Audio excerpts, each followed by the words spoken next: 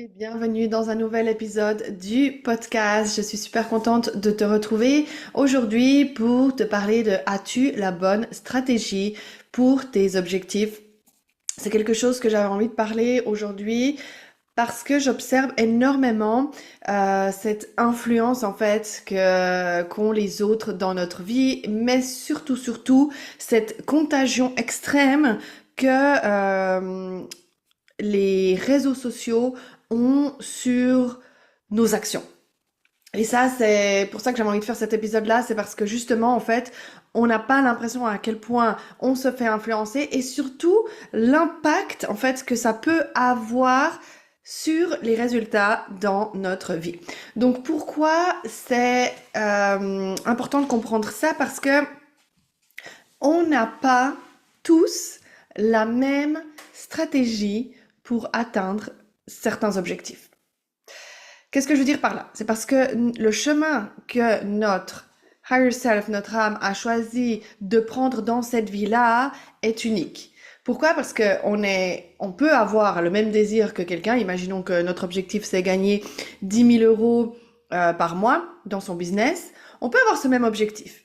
Mais les leçons qu'on a besoin d'apprendre, l'impact qu'on a besoin de créer, les compétences uniques que l'on a sont tellement propres à nous que, en fait, faire un copier-coller de stratégie de quelqu'un d'autre ne va probablement pas fonctionner. Ou va fonctionner jusqu'à un certain point, puis arrêtera de fonctionner. Ou alors fonctionne au point, mais rend notre âme complètement déprimé, fatigué, etc. parce que c'est absolument pas ce qu'on est censé faire.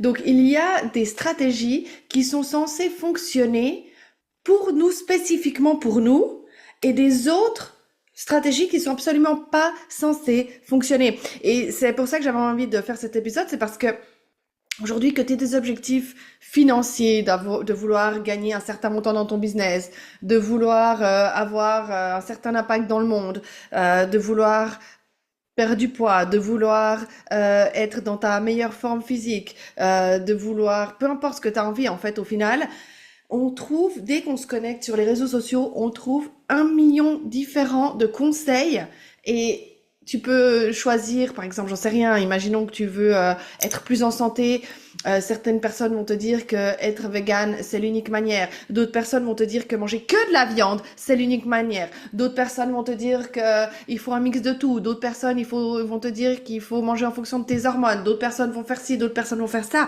Et au final, tu ne sais plus vraiment en fait. Et du coup, tu vas écouter quelqu'un et ce quelqu'un, ça peut fonctionner peut-être particulièrement bien pour cette personne-là, hein, cette stratégie-là qu'il a mis en place, mais peut-être que pour quelqu'un d'autre, ça ne va absolument pas fonctionner.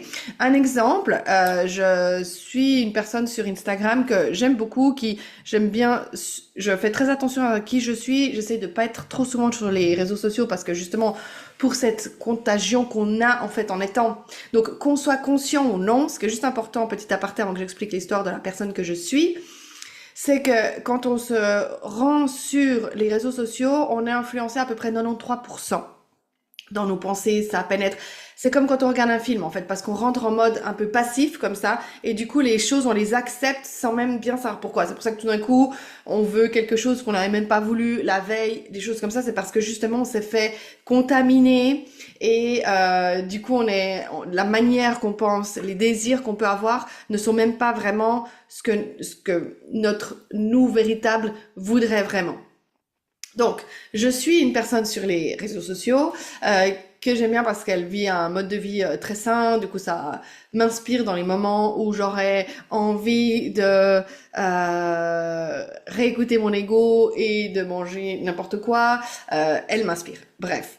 Et cette personne-là, elle fait une fois par mois, à la fin de ses règles, elle fait un fasting qui dure entre 24 et 48 heures en fonction pour justement faire un reset de son corps et elle prône justement que ça l'aide énormément au niveau de la clarté mentale, au niveau de sa concentration physique, aussi au niveau de sa dévotion, au niveau de sa spiritualité, au niveau de sa dévotion à qui elle veut être, etc. Bon, bref. Et du coup, quand j'ai vu ça, évidemment étant contaminée parce que je vois sans filtre, qu'est-ce qui se passe? C'est qu'il y a une partie de moi qui avait absolument envie de faire ça aussi. En me disant, ah ouais, oui, ça va m'aider à me sentir mieux, à me sentir plus avec plus de clarté mentale encore, etc., etc. Et heureusement que j'ai une intuition me permet en fait de vérifier ce genre de choses, d'éviter justement les contaminations. Et quand j'ai testé si c'était bénéfique pour mon corps de faire ça, c'était plutôt en fait le contraire, c'est que ça allait apporter encore plus de stress à mon corps. Et du coup, c'était absolument pas bon pour moi de mettre en place cette stratégie.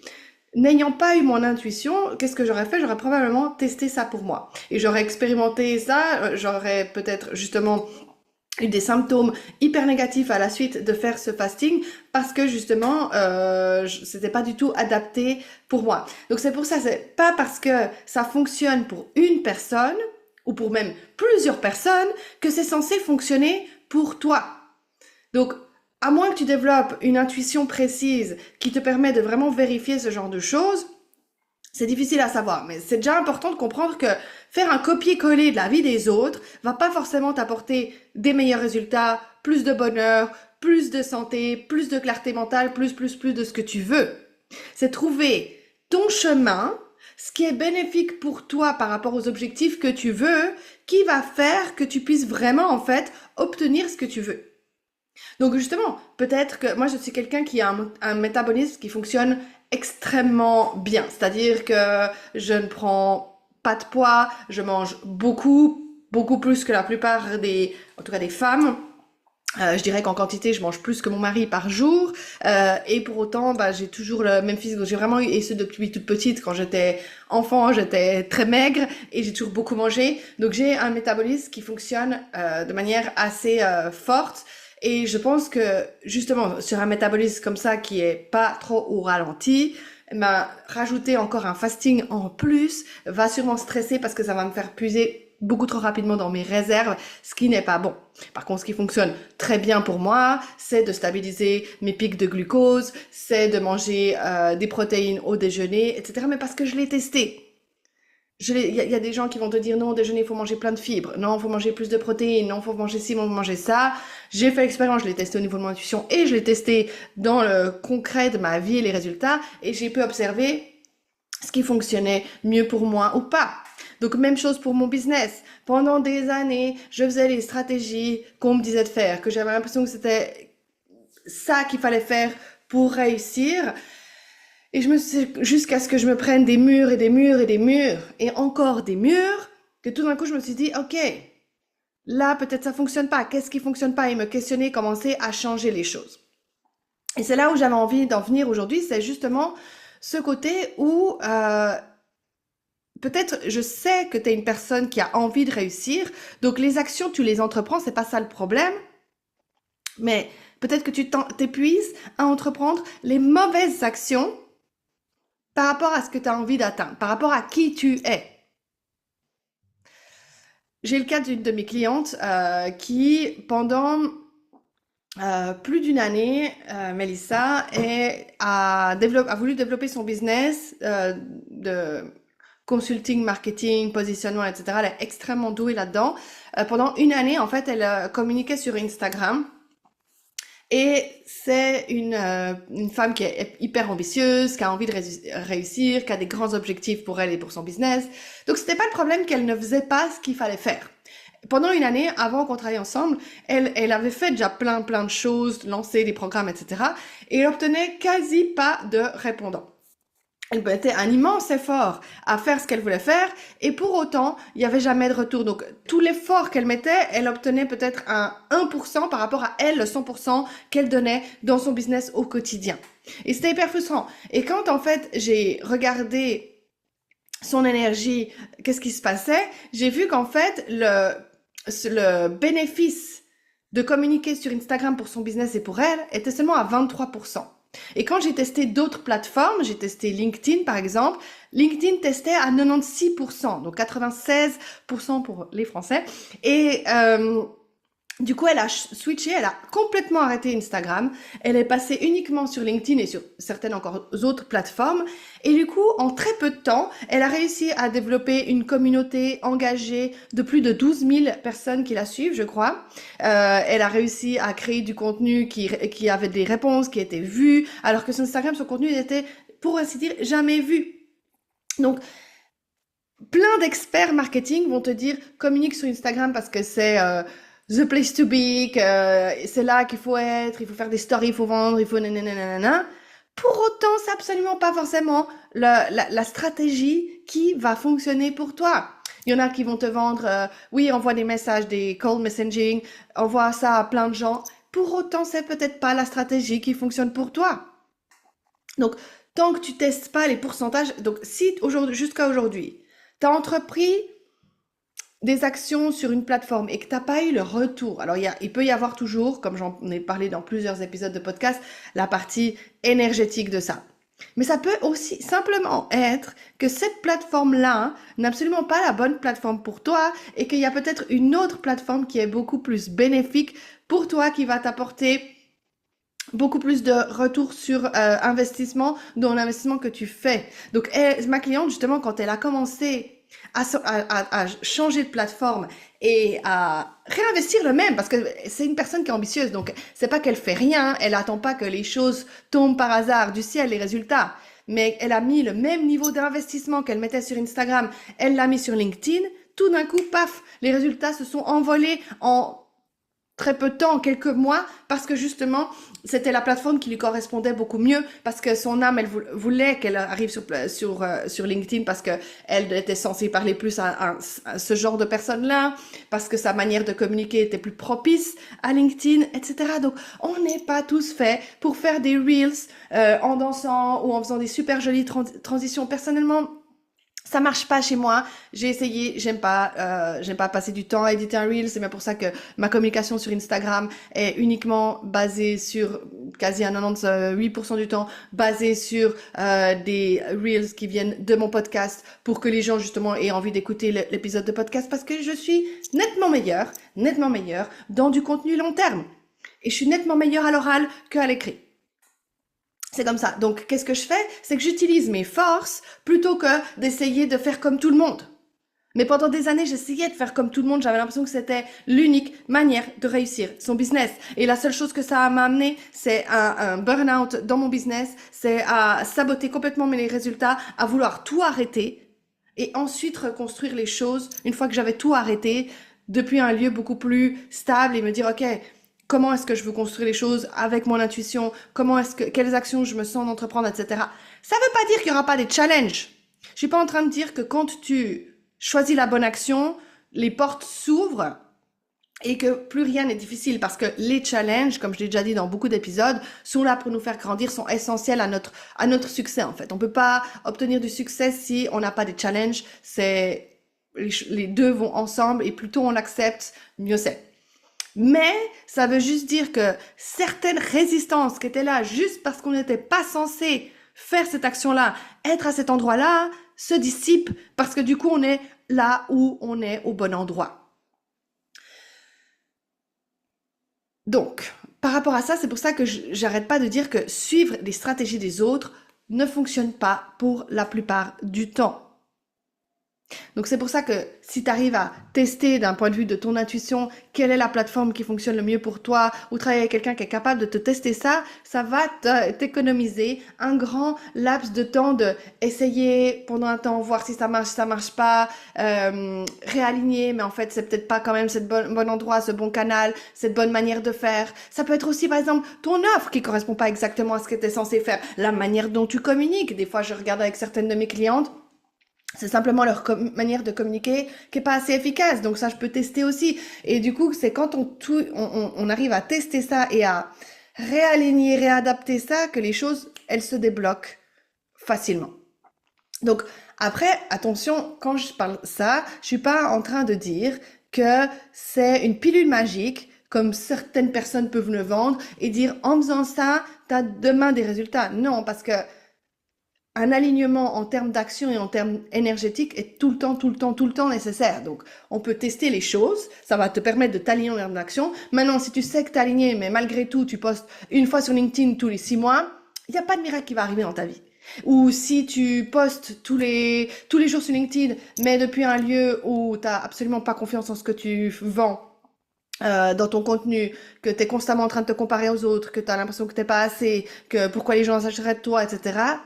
Il n'y a pas de miracle non plus. Donc c'est pour ça que c'est toujours un alignement. Mais je te garantis que si tout d'un coup tu testes quelles sont les actions qui fonctionnent pour toi, tu auras une grande partie du chemin.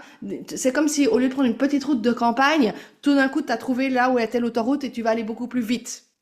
C'est simplement ça, c'est accélérer tes résultats.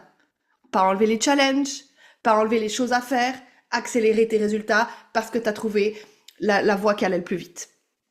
Donc, c'est ce que j'avais envie de partager avec toi aujourd'hui principalement parce que justement, c'est important que tu comprennes ça. Après, par exemple, si je reviens sur ma cliente Mélissa et que je reparle justement de cet alignement énergétique, mais ça fait partie, en fait, souvent on a l'impression que le travail énergétique ou mindset, c'est quelque chose de cool à faire, mais c'est pas un essentiel.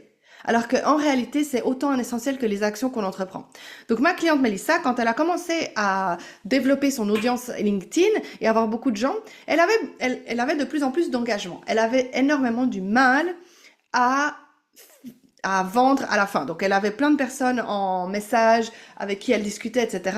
Au moment où elle envoyait justement son offre, le paiement, etc., la plupart des gens arrêtaient de donner de suite, trouvaient une excuse pour pas investir, etc. Bien qu'il lui avait dit que son offre était super, elle avait l'air super, ils avaient l'air vraiment motivés. Du coup, de nouveau, là, j'ai regardé son niveau d'amour de soi. Donc, quand je me réfère à amour de soi, c'est notre capacité à nous mettre en priorité dans tous les domaines de notre vie. De nouveau, ce niveau, je ne sais plus exactement le pourcentage, mais il était extrêmement bas, autour des 10%. Quand elle a commencé à augmenter ça, les résultats sont apparus instantanément. Pourquoi? Parce que le monde extérieur, comme je l'ai déjà dit dans plusieurs épisodes de podcast, est un reflet de ce qui se passe à l'intérieur de nous. Donc, on a beau être au bon endroit, si l'énergétique n'est pas alignée, nos actions ne vont pas fonctionner non plus. Donc c'est pour ça que c'est toujours important de regarder ces deux aspects-là. Mais je te garantis que si tu es sur la bonne voie et qu'en plus de ça, tu fais les actions que tu es censé faire dans cette bonne voie et que tu matches l'énergétique, tes résultats ne peuvent que arriver. C'est scientifique, ça peut pas être d'une autre manière possible. Comme ça. C'est juste que si les résultats ne sont pas encore arrivés, c'est que potentiellement t'es pas dans la bonne voie, t'es dans une route de campagne, et où l'énergétique n'est pas aligné à ce que tu veux. Et ces deux choses-là vont faire que un ou l'autre, ou l'un et l'autre, t'empêchent d'obtenir ce que tu veux. Voilà, j'ai fini ce que j'avais envie de parler avec toi aujourd'hui. Je me sentais hyper inspirée parce que justement j'ai vu ma cliente l'autre jour et du coup ça m'a donné envie de repartager son histoire, ça m'a fait penser, j'étais là, mais oui, il y a plein de gens qui écoutent ce podcast qui seront dans cette même situation là que elle.